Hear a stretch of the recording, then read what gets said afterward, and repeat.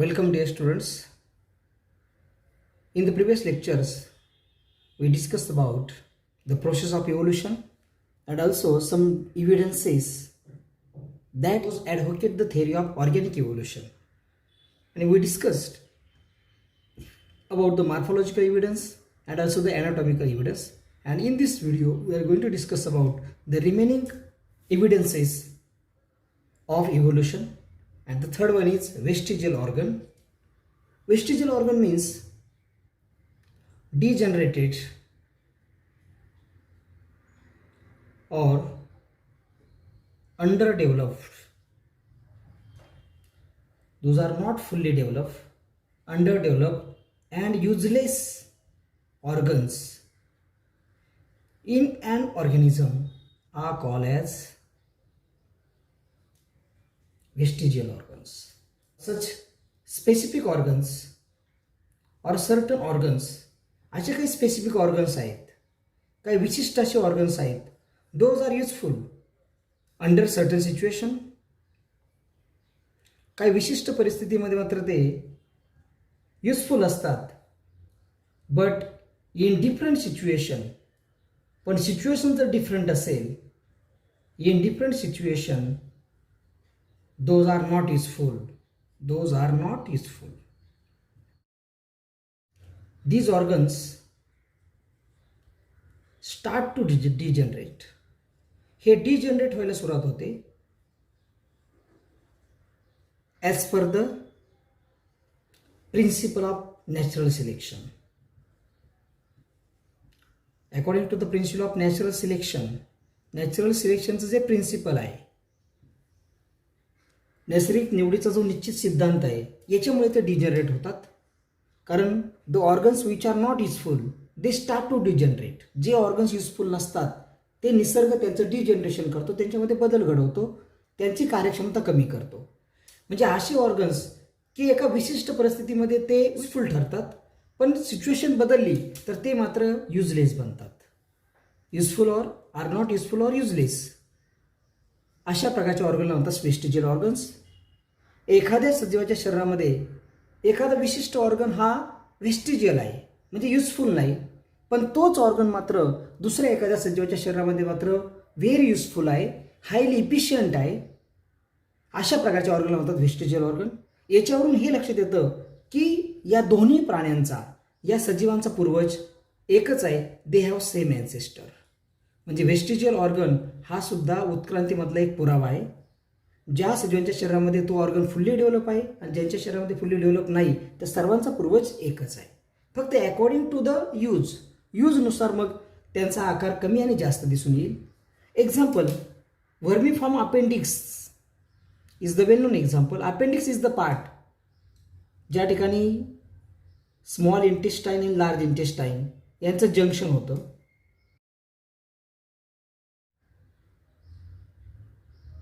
Okay, this is large intestine, this is small intestine. A tail-like part is called as appendix.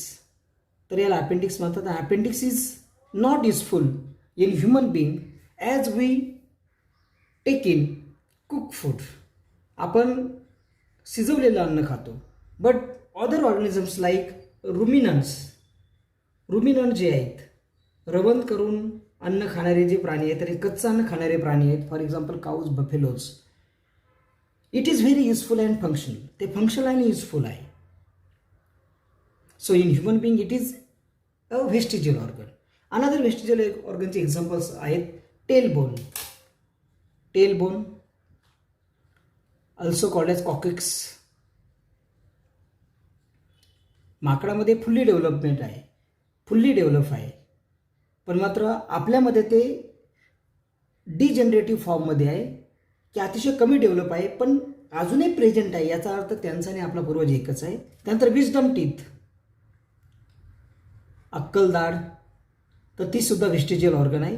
बाकीच्या प्राण्यांमध्ये मात्र तो fully develop आहे. त्याचप्रमाणे presence of hairs on the body hairs आपल्यामध्ये अतिशय कमी प्रमाणात आहेत, पण इतर प्राण्यांमध्ये आहेत, म्हणजे त्यांचा आणि आपला पूर्वज एकच आहे. तर हेअर्स सुद्धा वेस्टिजियल ऑर्गन्स आहेत. त्यानंतर निक्टिटेटिंग मेम्ब्रेन, डोळ्यांच्या कडेला जो एक मेम्ब्रेन आहे, तर it is nictitating membrane. nictitating membrane, it is also a vestigial organ. Presence of these vestigial organs advocates or support the theory of organic evolution.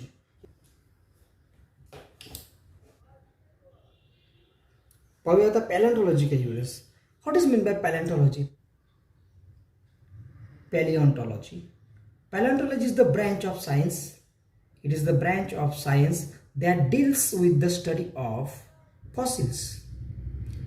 ही सायन्सची विज्ञानाची अशी ब्रँच आहे की जी फॉसिलचा अभ्यास करते.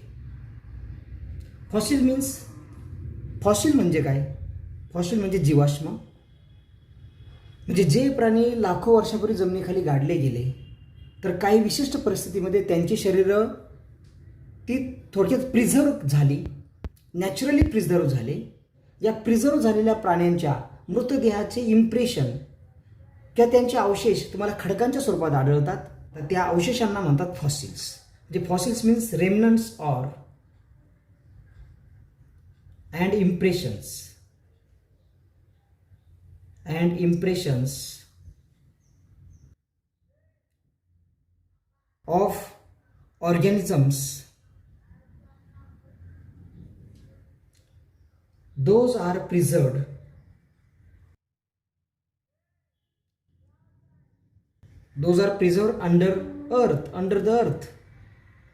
under the surface of earth are called as fossils. तर त्या प्रकारच्या अवशेषांना म्हणतात, सजीवांच्या अवशेषांना म्हणतात फॉसिल्स.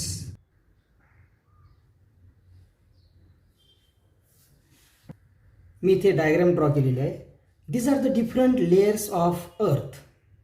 हे लेयर्स ऑफ अर्थ आहेत आणि those are form in different time interval. तर वेगवेगळ्या कालावधीत ते तयार झालेले आहेत. The lower layers are very old. Those belongs to the Paleozoic era. These three layers, and this layer belongs to Mesozoic era, and this one here is Cenozoic era. म्हणजे recently form झालेला आहे. म्हणजे हे वेगवेगळे कालावधी, इरा म्हणजे कालावधी आहेत वेगवेगळे, जे एखादा प्राणी कोणत्या कालावधीमध्ये अस्तित्वात होता ते सांगण्यासाठी वापरले जातात इराज.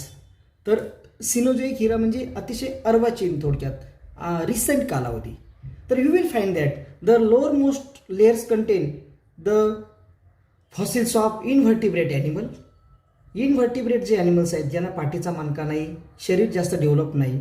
त्यानंतर the layer above it found to contain the fossils of pisces class. Pisces म्हणजे मत्स्य वर्गातल्या प्राण्यांचे तिथे अवशेष सापडतात. And above it there are fossils of amphibians or amphibia. And then above it found to contain the fossils of reptile, and finally the recent layers contain the fossils of aves and mammals.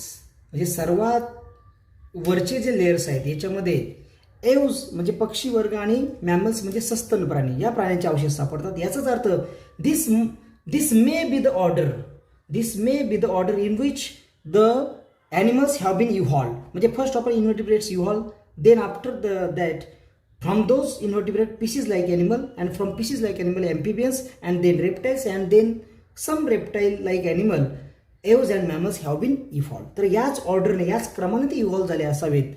याचाच अर्थ या सर्व सजीवांचा पूर्वज एकच आहे. They have same ancestor.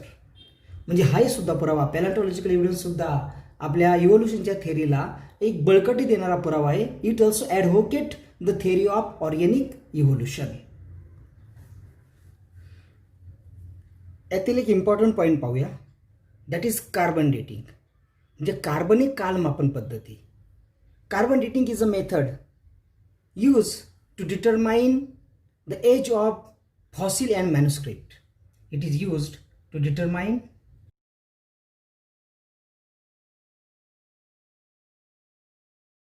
Age of any fossil and manuscript. Manuscript म्हणजे एखादं हस्तलिखित असेल, एखादं फार जुने पत्र असेल, तर त्याचा कालावधी काय असेल हे शोधण्यासाठी एज ऑफ एनी फॉसिल किंवा मॅन्युस्क्रिप्टचं एज, त्याचा कालावधी शोधण्यासाठी ही पद्धत वापरतात. आणि just like carbon dating uranium lead method as well as potassium argon method, ह्या सुद्धा मेथड एखाद्या फॉसिलचं एज फाइंड आउट करण्यासाठी वापरल्या जातात. But carbon dating is a common method. So let discuss it. You know that carbon is the main constituent. Carbon हा मुख्य घटक आहे of most of the body compounds. Most of the body compounds, आपल्या बॉडीमध्ये जे जे compounds आहेत, okay, for example carbohydrates और proteins, nucleic acids, then fatty acids, vitamins, hormones, all made up of or all contain carbon. Two types of atoms are found in this compound. दोन प्रकारचे item आढळतात with different atomic mass. तर या सर्व कंपाऊंडमध्ये दोन प्रकारचे कार्बनचे ॲटम आढळतात. These are called as isotopes. तर दोन प्रकारचे आयसोटोप्स आढळतात. First one is carbon 12 and second one is carbon 14.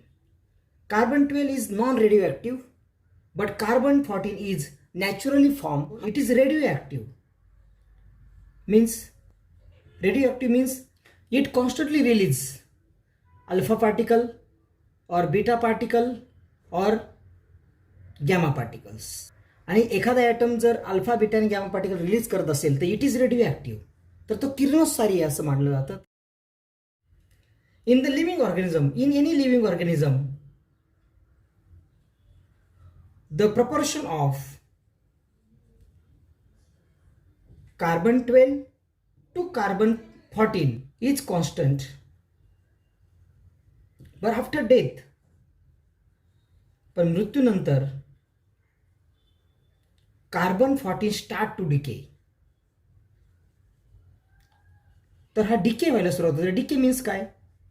तर डिके मीन्स हा अल्फा बीटा किंवा गॅमा पार्टिकल रिलीज केल्यामुळे त्याचा ॲटॉमिक नंबर चेंज होत जातो, त्याचं ॲटॉमिक मास पण चेंज होत जातं आणि it convert into another atoms. त्याचं रूपांतर दुसऱ्या ॲटममध्ये होत जातं. म्हणजे याला डिके म्हणतात. आणि जवळजवळ या कार्बन 14ला एक विशिष्ट प्रकारचा एक अर्ध आयुष्य काल आहे, हाफ लाईफ पिरियड आहे. तर याचा हाफ लाईफ पिरियड जवळजवळ इज अबाउट 5780 इयर्स. म्हणजे एवढ्या वर्षानंतर कार्बन 14चे ॲटम्स हे निम्मे इतर अणूंमध्ये कन्वर्ट होतात. म्हणजे 1000 जर असतील एका पर्टिक्युलर स्टेजला तर 5780 वर्षानंतर त्याचे 500 ॲटमचं रूपांतर दुसऱ्या एखाद्या ॲटममध्ये होईल आणि 500 ॲटम शिल्लक राहतील. म्हणजे मूळचं त्याची ॲटमची संख्या अर्धी होण्यासाठी लागणारा कालावधी म्हणजे half life period.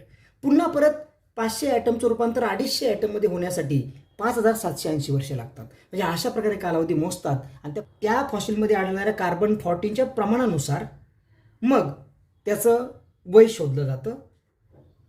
In this way, by measuring, मापन करून, the radio activity of carbon 12, the radio activity of carbon 14 and ratio of carbon 14 to carbon 12, the age is calculated. The age of that fossil, the age of that fossil is calculated. अशा प्रकारे त्याचं age मोजलं जातं. So it is very useful tool in order to find out the age of any fossil. तर अशा प्रकारे कित्येक वर्षांपूर्वी नष्ट झालेल्या परंतु आता फॉसिलच्या स्वरूपात अस्तित्वात असणाऱ्या अनेक प्राण्यांचं वय या प्रकारे मोजण्यात येतं. The method of carbon dating is invented by scientist Willard Libby. तर यांनी ही पद्धत शोधून काढली आणि he also got Nobel prize for that invention. त्यासाठी त्यांना नोबेल प्राइज सुद्धा मिळालेला आहे. The next important evidence that support the theory of evolution is the connecting links. Connecting links is nothing but certain animals. Connecting links म्हणजे काय? Animals आहेत. those show morphological characters किंवा body characters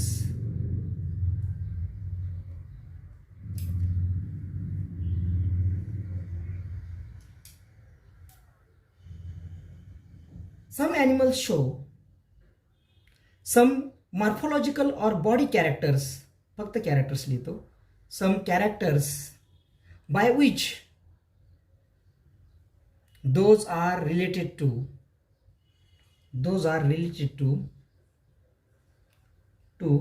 two different groups. म्हणजे असे काही animals आहेत की जे दोन डिफरंट ग्रुपमधले ॲनिमलचे कॅरेक्टर्स दाखवतात. टू डिफरंट ग्रुपचे ॲनिमलचे कॅरेक्टर एकच ॲनिमल दाखवतो. Such animal is called as connecting link. अशा ॲनिमलला कनेक्टिंग लिंक म्हटलं जातं. Well known example is peripatus. Peripatus is an animal that shows characters of two groups, that is annelida and arthropoda. Annelida आणि arthropoda या दोन्ही गटातील प्राण्यांचे तो कॅरेक्टर्स दाखवतो, मॉर्फोलॉजिकल कॅरेक्टर्स दाखवतो. So it is the connecting link between ॲनिलिडा and arthropoda. या दोन फायलममधली ती कनेक्टिंग लिंक आहे. The characters related to annelida, characters related to arthropoda. The first one is it has segmented body. It shows segmented body, म्हणजे बॉडीचे segment असतात, जसे गांडुळाचे segment असतात पहा. गांडुळाचे ज्याप्रमाणे सेगमेंट्स असतात त्याप्रमाणे सेगमेंटेड बॉडी असते. सेकंड वन थिन क्युटिकल, म्हणजे त्वचेवरती एक आवरण असतं पण ते पातळ असतं खूप, त्याला क्युटिकल म्हणतात. त्वचेवरती एक एक्स्ट्रा आवरण असतं त्याला क्युटिकल म्हणतात. आणि ऑल्सो इट शोज पॅरापोडिया. पॅरापोडिया मीन्स हालचाल करण्यासाठी त्याला असे छोटेसे पाय असतात, तर त्यांना पॅरापोडिया म्हणतात. आणि those are large in number, संख्येने जास्त असतात. गोम नावाच्या ॲनिमलला, सेंटिपिडला ज्याप्रमाणे पाय असतात ना तशा प्रकारचे पॅरापोडिया असतात. तर ॲनिलिडा लाईक कॅरेक्टर्स हे तो दाखवतो. आणि just like arthropoda it shows tracheal respiration. तर it shows tracheal respiration. Tracheal respiration म्हणजे या गटातील प्राण्यांना अशा ट्यूब्स असतात शरीरामध्ये आणि ट्यूब्सला होल असतात, छिद्र असतात. आणि या छिद्रातून बाहेरचा ऑक्सिजन आतमध्ये येतो आणि आतील कार्बन डायऑक्साईड हा बाहेर जातो. म्हणजे त्या ट्यूबमधील छिद्रांद्वारे स्पायरॅकल्सद्वारे, त्या छिद्रांना स्पायरॅकल्स म्हणतात, स्पायरॅकल्सद्वारे the exchange of oxygen and carbon dioxide takes place. So such a method of respiration is called as tracheal respiration. तर त्या ट्यूबला ट्रकिया म्हणतात. So it is tracheal respiration, तो दर्शवतो लाईक आर्थ्रोपोडा. आणि also it shows open circulatory system. Circulatory system जी आहे ना ती ओपन आहे, म्हणजे याचा अर्थ ऑक्सिजन शरीरामध्ये गेला की तात्काळ सर्व पेशींना मिळतो. पण आपल्या शरीरामध्ये तसं होत नाही. आपल्या शरीरामध्ये ऑक्सिजन लंग्समधून, तो नंतर पहिल्यांदा ब्लड व्हेसलमधून म्हणजे ट्यूब्समधूनच पुढे जातो, हार्टमध्ये जातो. हार्टच्याही ट्यूब्स असतात, त्या ट्यूबमधून तो पुढे जातो आर्टरीजमध्ये, आणि आर्टरीमधून परत आर्टेरिओल, त्यानंतर अगदी छोट्या कॅपिलरीजमधून मग शेवटी तो मिळतो प्रत्येक सेलला आणि टिश्यूला. म्हणजे अशा प्रकारे आपल्या शरीरातली जी सर्क्युलेटरी सिस्टम आहे इट इज क्लोज, पण यांची मात्र डिरेक्टली ओपन असते. म्हणजे ऑक्सिजन आतमध्ये आला की लगेच त्या सेलला मिळतो. So it is open circulatory system. आणि peripatus shows some character of annelida, some characters of arthropoda. So it is the connecting link.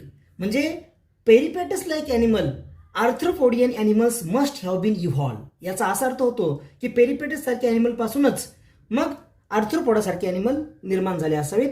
आणि कालाच्या ओघात पेरिपॅटस असा ॲनिमल की ज्याने आपले कॅरेक्टर जे त्याने ॲक्वायर केले ते नंतर त्याने पुढे त्या अवस्थेपर्यंत त्याने टिकून ठेवले ना, आतापर्यंत टिकून ठेवले. म्हणजे त्याने दोघांचेही कॅरेक्टर्स हे टिकून ठेवले. त्यामुळे अशा प्रकारचे ॲनिमल म्हणतात connecting links. The second example is platypus, duck billed platypus. Duck billed platypus हा एक चमत्कारिक आणि अतिशय आकर्षक असा एक ॲनिमल आहे. जनरली तो पाण्यामध्ये आढळतो. एक बदकासारखी चोच आहे, त्यामुळे डक बिल्ड, बदकासारखी चोच आहे म्हणून त्याला डक बिल्ड प्लॅटिपस म्हणतात. Duck billed platypus is the connecting link between reptile and mammal. तर हा रेप्टाईल आणि मॅमल यांच्यामधली कनेक्टिंग लिंक आहेत. म्हणजे it shows characters of both reptile and mammals. तर रेप्टाईल लाईक त्याचे कॅरेक्टरिस्टिक्स काय आहेत, तर लाईक ए रेप्टाईल इट ले एग्ज. तर तो अंडी घालतो Like characters are presence of hairs and mammary glands.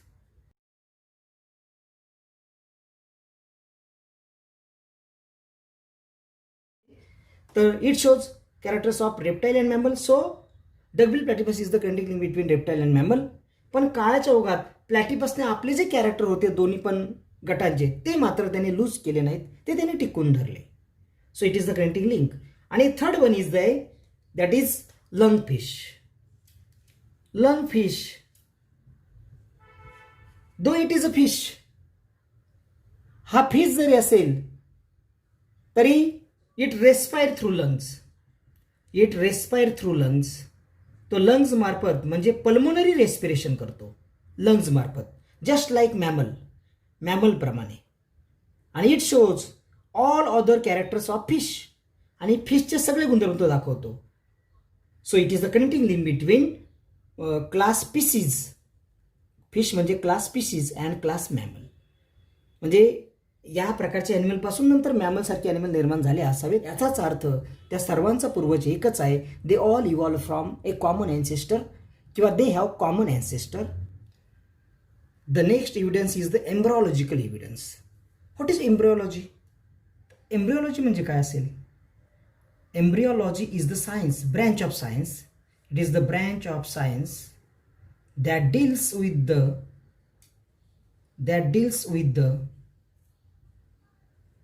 the study of different developmental stages of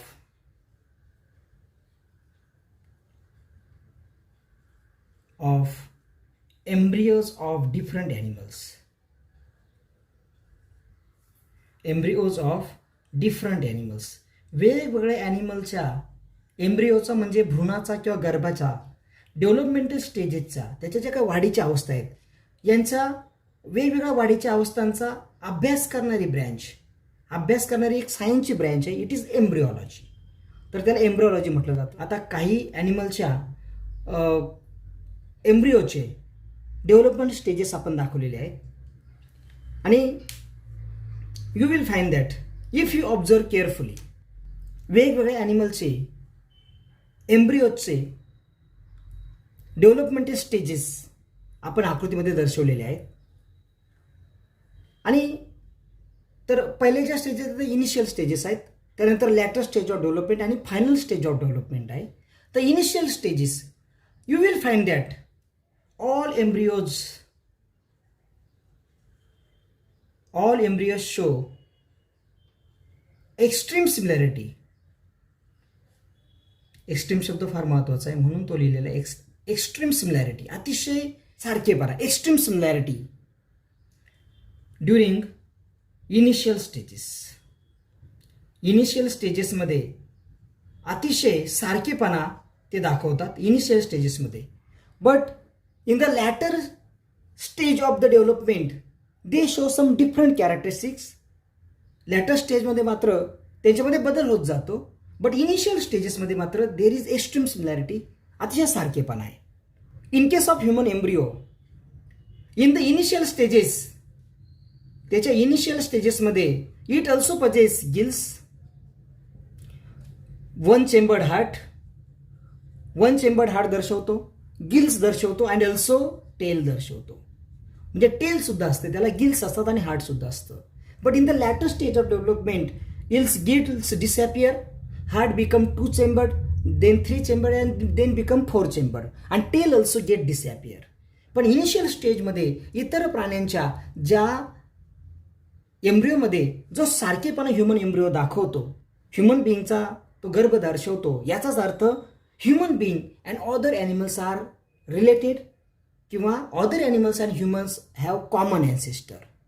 हे जी इनिशियल स्टेजमध्ये जी काही एक्स्ट्रीम सिमिलॅरिटी आहे, this extreme similarity during the initial stage indicates that they all originated from a common ancestor.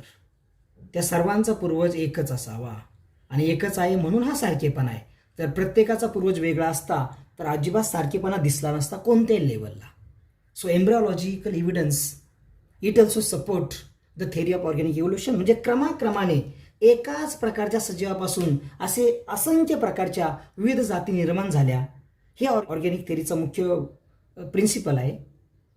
तर याला बळकटी देणारे अनेक पुरावे आपण पाहिले.